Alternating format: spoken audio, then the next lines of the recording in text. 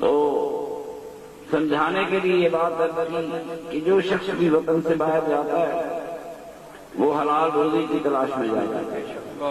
یہ الگ بات ہے کہ وہاں کھلی روزیاں مل جائیں اور وہ گمراہ ہو جائے، مگر جانے والا حلال روزیوں کی تلاش میں جاتا ہے، اور جو شخص حلال روزی کی تلاش میں نکلتا ہے قدم قدم پر خدا کی رحمتیں اس کے ساتھ ہوتی ہیں اور سارے ثواب اس کو حلال رزق کمانے کے ملتے ہیں، فرض کا ثواب اس کے ساتھ آتا ہے۔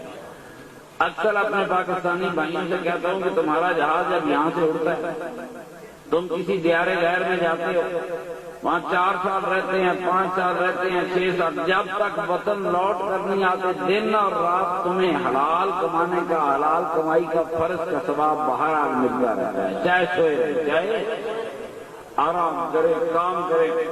وطنوں سے دور جانا آسان نہیں، اپنے وطنوں کو چھوڑنا آسان نہیں۔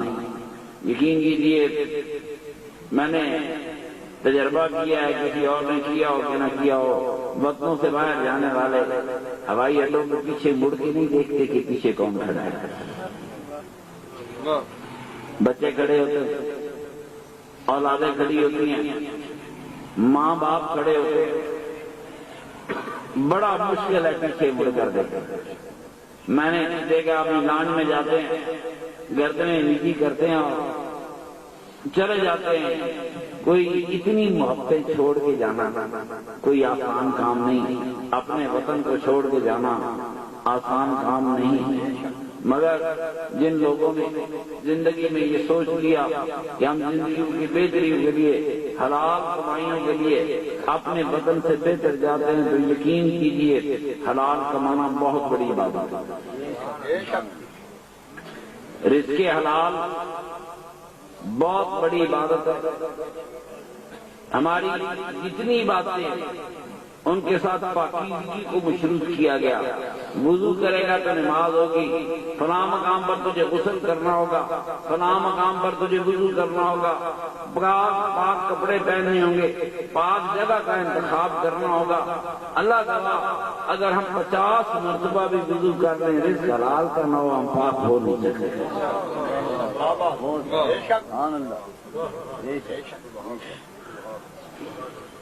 حلال کمائی اس کا تصور بظاہر اسلام کے پہلے 5 مین اصولوں میں نہیں۔ نماز ہے، روزہ ہے، حج ہے، زکوٰۃ ہے، جہاد ہے۔ میرے دوستو، جہاد کا جو حشر پاکستان میں ہوا، جہاد کا جو حشر افغانستان میں ہوا، ایک جہاد امریکہ کی حمایت میں روس کے خلاف ہوا، دوسرا جہاد امریکہ کی حمایت میں مسلمانوں کے خلاف ہوا۔ میری بات غور سے سنیں، ایک تو شرمندگی کی داستان ہے، پر میرے دوستو آپ کو نماز، روزہ، حج، زکوٰۃ، جہاد آپ کو بنیادی فرضوں میں رزق حلال نظر نہیں آتا۔ مذہب تو بڑی چیز ہے، مذہب بڑی شے ہے۔ میں آپ کو یقین دلاؤں، کوئی انسانی معاشرہ اس وقت تک مل کر رہ ہی نہیں سکتا جب تک اس معاشرے میں روزی کمانے کا کوئی واضح اصول نہ ہو۔ انسانی اجتماعی زندگی اس کے بغیر ممکن نہیں۔ یہ مذہب کی کہانی نہیں، دنیا کا خدا مذہب بھی ہو جس کا مذہب اسلام نہ ہو، جہاں کہیں دنیا نے انسانوں نے رہنا ہے، کسی قانون اور طریقے کے مطابق ہی روزی کمانی ہوگی۔ حلال روزی صرف اسلام کی اجارہ داری نہیں، یہ انسانیت کا معراج ہے، انسانیت کا درہ امتیاز ہے۔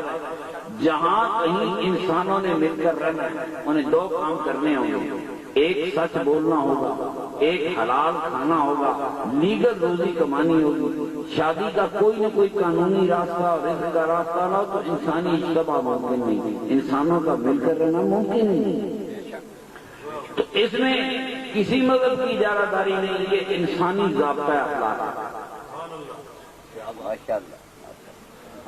قطعی طور پہ یہ ضابطہ اخلاق انسانوں کا تیار کرتا ہے کہ بڑوں کا عدل کرنا ہے، ماں باپ کا ادب کرنا ہے. کوئی سکھ بھی ماں باپ کا ادب کرے گا, عیسائی بھی کرے گا.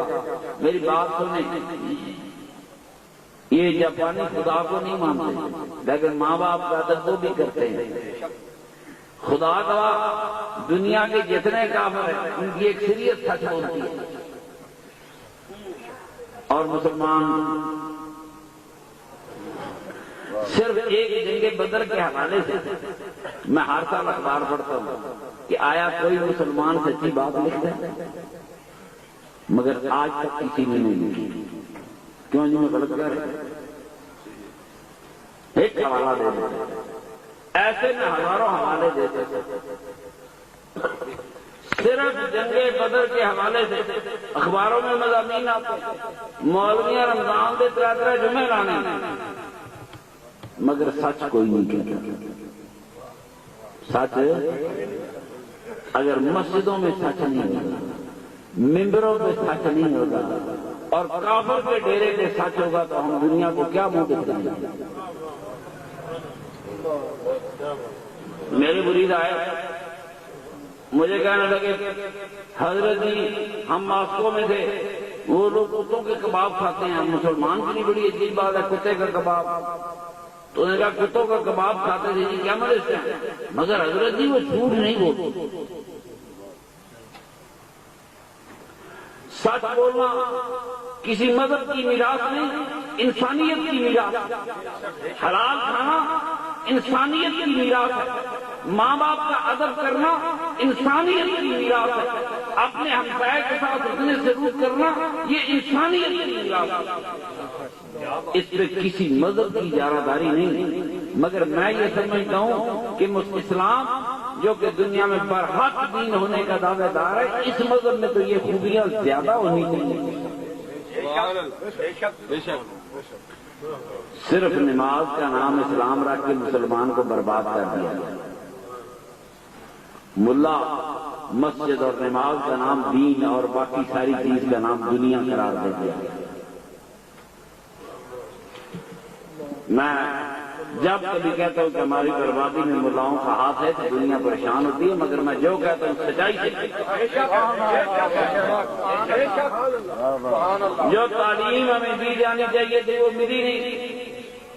صرف نماز کا نام اسلام. میں گھروں میں جاتا ہوں, پیر جی یہ بچے کو نماز پڑھے. میں کہا گال دوں, نماز سے پڑھتا رہے گا.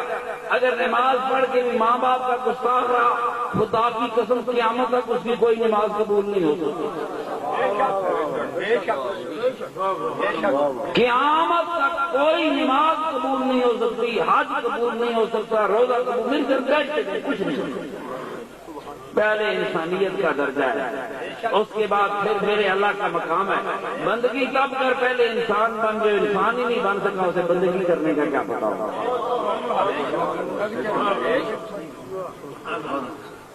میرے محترم دوستو, حلال کمانا بہت بڑی عبادت ہے. میرے والد گرامی سے کسی نے پوچھا ولی کس کو کہتے ہیں؟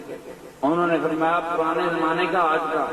انہوں نے کہا حضور آج کا ولی. فرمایا آج جو آدمی حلال کھا کے 5 نمازیں پڑھتا ہے وہی ولی ہے. جو شخص حلال کھاتا ہے 5 نمازیں پڑھتا ہے ولی ہے, مگر حلال کھانا شرط.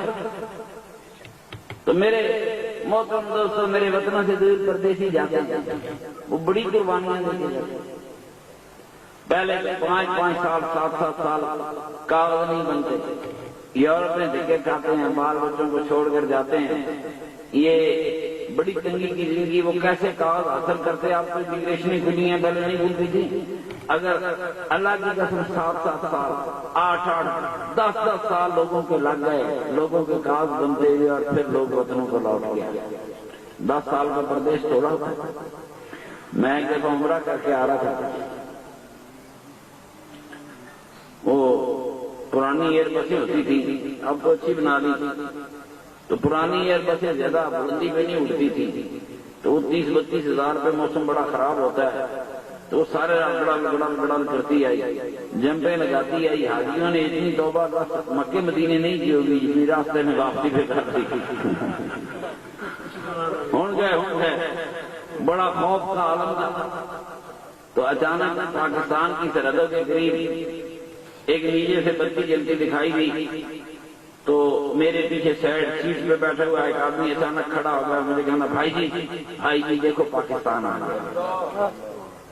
یقین کریں یہ اسی طرح محبت سے کہتا ہے جیسے جہاں سے جانے والا کوئی کہہ دیکھو یہ مکہ آ گیا ہے، مدینہ آ گیا ہے، مکے مدینے اپنی جگہ پہ ہے، وطن اپنی جگہ پہ ہے۔ اس کا انداز بڑا واضح تھا۔ میں نے کہا یار دیکھ ممکن ہے کسی بحری جہاز کی لائٹ ہو سمندر میں، کرنا نہیں میرا دل کیا میں پاکستان یہ لائٹ زمین دی، جہاز چلتا رہا، لاہور کا ہوائی اڈا آیا تو میں نے دیکھا وہ شخص کافی دیر سے کھڑا تھا، رو رہا، تو میں نے پوچھا روتے کیوں؟ کیا پتا پردیسی گئے ان 10 سال کی ہو گیا ہوں، کوئی 6 سال بعد آیا، نہ جانے ماں بچھڑ گئی ہو، نہ جانے باپ بچھڑ گیا ہو، یہ تو اپنے ماں باپ کی میت جب تک کاج نہ بنے اپنے ماں باپ کی میت اپنی دنیا لوٹ پڑتے، نہ جانے کتنی مشکلیں بیتی ہوں گی۔ تو میں نے اسے پوچھا یار تم روتا کیوں؟ کہتا جی میں پریشان ہوں کہ آج میں اپنے گھر والوں کے سامنے کون سا منہ دے کے جاؤں گا۔ میں نے کہا کیا ہوا؟ خیریت ہے؟ کہنا جی آج سے 14 سال پہلے میں حلال روزیوں کی تلاش میں اس وطن سے نکلا تھا، بڑی عمر بیت گئی، اس زندگی کی کشمکش میں کاغذ بناتے ہیں، کاروبار کرتے، پتہ نہیں کب کاغذ بنے، کب میں اس قابل ہوا۔ آج میں آ کے سوچتا ہوں کہ میں اپنے بال بچوں کو کون سا منہ دکھاؤں گا۔ زندگیاں بیت گئی، میرے وطن کے پردیسیوں نے بڑی قربانیاں دی، ان قربانیوں کو میرے جیسا بندہ محسوس کر سکتا ہے، یہاں عام رہنے والا بندہ محسوس نہیں کر سکتا کہ وہ ہوائی اڈے پہ کھڑا کہوں رو رہا کہ میں 14 سال بعد اپنوں میں جاؤں گا تو کیسے جاؤں گا۔ میرے دوستو جو وطنوں سے باہر میرے بھائی بیٹھے ہیں ان کی زندگی مسلسل عبادت ہے، لیکن عبادت کے لیے اسلام نے ایک شرط لگائی، وہ بہت ضروری شرط ہے، اور میں تھوڑی سی توجہ کرانے کے لیے آپ بولنے لگے۔ اگر ایک شخص سارا دن بھوکا رہے، سارا دن پیاسا رہے، اس کا روزہ نہیں ہوتا۔ روزہ کب ہوگا؟ جب روزے کی نیت ہوگی۔ میری بات سنو، جس مومن مسلمان جس اوورسیز پاکستانی ہمارے بھائی نے یہ نیت کی کہ میں حلال روزی کمانے جا رہا ہوں، میرا رب راضی ہوگا، اس پہ یقیناً اس کا رب راضی ہے۔ اس کی دن بھی باتوں میں گزر گئے، 10 سال گزر جائیں اس کے دن بھی باتوں میں گزر گئے، اس کی راتیں بھی باتوں میں گزر گئے۔ اپنے آپ کو اس ماحول سے بچانا، اپنی اولادوں کو بچانا۔ اور ایک بات میں اکثر کہا کرتا ہوں، جو اپنی جڑ کاٹ لے وہ درخت خشک ہو جاتا ہے۔ جس نے اپنی جڑ پاکستان میں رکھی وہ درخت کبھی خشک نہیں ہوگا، جنہوں نے پاکستان سے اپنی جڑیں کاٹ لی وہ کبھی ہرے بھرے نہیں ہو سکتے۔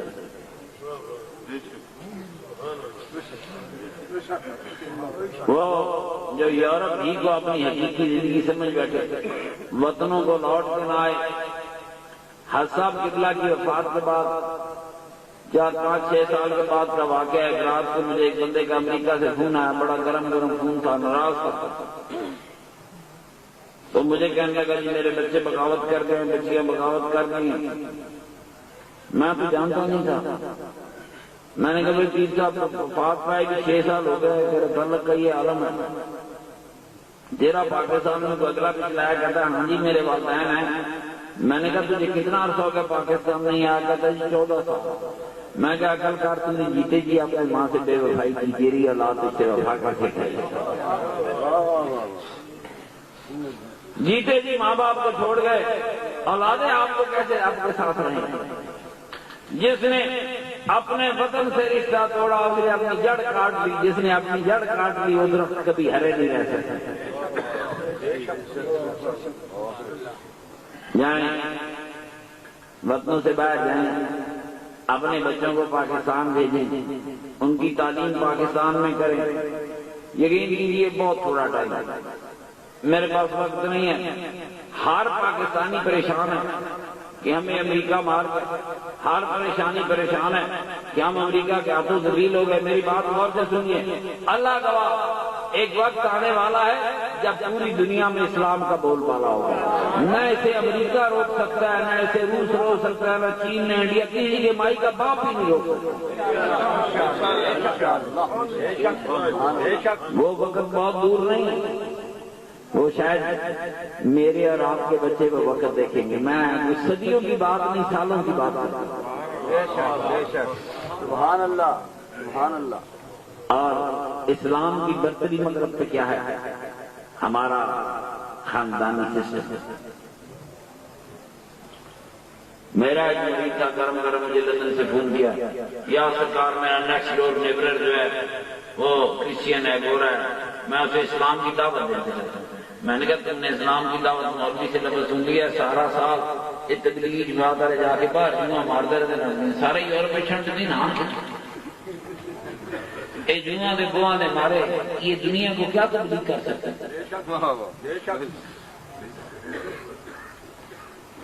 تبلیغ کرنے کے لیے بھی کوئی انسان کا پتر چاہیے جو تبلیغ۔ میں نے کہا تبلیغ چھوڑو، ہر کوئی اپنے مذہب پہ، اپنے مذہب کو سچا سمجھتا ہے۔ اگر دنیا کا کوئی آدمی اپنے مذہب کو جھوٹا سمجھتا تو کبھی اس پر عمل نہ کرتا۔ مولا علی کرم اللہ وجہ الکریم کا فرمان ہے، کسی کے جھوٹے خدا کو گالی نہ دو تو تمہارے سچے خدا کو بھی گالی نہ دو۔ تنقید کی کتب نہیں۔ میں نے کہا تم ایسے کرو، اگر تیرے بیوی بچوں سے ایسے تعلقات ہے تو اس گورے کو اپنے گھر میں روٹی پہ دعوت دے دے۔ ہمارے مر کے ڈاٹے ہوتے نے کہنا جناب شاہی نہیں روٹی کھوائی۔ میں کہا پھر میں نے بخاری پڑھ کے سناوا کہ بخاری ہی مولوی نے محبوب کتاب ہے، اس کتاب میں لکھے اگر کتے کو، شکاری کتے کو کلمہ پڑھ کے چھوڑا جائے اور شکاری کتا شکار مار بھی دے تب بھی وہ شکار حلال ہے۔ میں کہا مسلمانوں کتے کا مارا ہوا کھا لیتے ہیں، کتے اور انسان میں فرق بھی بھول گئے۔ مذہب بھی کیا ہے؟ بات سنو، دنیا کا کوئی شخص اپنے مذہب کے لیے آنکھ نہیں کھولتا۔ میں فقیر ہوں، میں کہتا اپنے ہی مذہب پہ آنکھ کھولو، دوسرے کو کیا کہنا۔ اگر کتے کا مارا ہوا شکار کھایا جا سکتا ہے انسان سے، یار کتے اور انسان میں بڑا فرق ہے، تھوڑا فرق۔ میں نے کہا بلا لو، اسے دعوت کرو، اسے کھلاؤ۔ تیرے بیوی بچوں کو دیکھے یہ مسلمان اپنے گھروں میں کتنے اچھے رہتے ہیں۔ میں صحیح کہہ رہے ہیں، پھر کو گورا کرا کے دیکھ لو روڑا دو۔ میری بات سنیں، اچھے رہتے ہیں، اچھے رہتے ہیں۔ ہماری بچیاں یہ 10 سال پردیسوں میں چلے جاتے ہیں، بچیاں پاکستان میں پاکیزہ بچیاں انتظار کرتی ہیں۔ ایسی بیٹی کو یورپ سے لا کے دیکھیں، ایسی بیٹی پاکستان جیسی بیٹی کو یورپ سے لا کے دیکھیں۔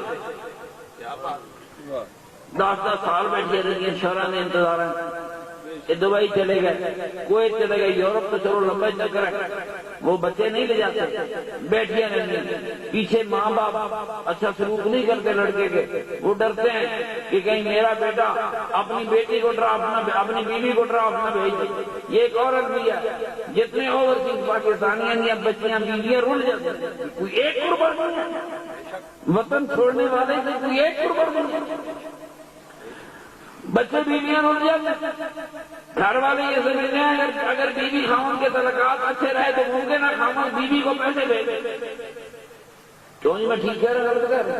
روز بھی انگل طویل لکھانا، نہ جانے کتنی قربانیاں اس میں شامل ہیں، کتنے دکھ درد اس میں شامل ہے۔ وطنوں سے دور رہ کے کمائیاں کر رہی ہیں، آسان تو نہیں ہے، لیکن یاد رکھے اگر کوئی شخص اس نیت سے کیا کہ میں حلال کمانا ہے، میں نے فرض کی تکمیل کرنی ہے، میں نے اپنے ماں باپ کی خدمت کرنی ہے، میں نے اپنے وطن کی خدمت کرنی ہے، اوورسیز پاکستانی، میری یہ بات فقیر ہوں، بڑی رات گزر گئی، کبھی اس بات پہ یقین کر لے آنے والا کل مسلمانوں کا، باوجود ہماری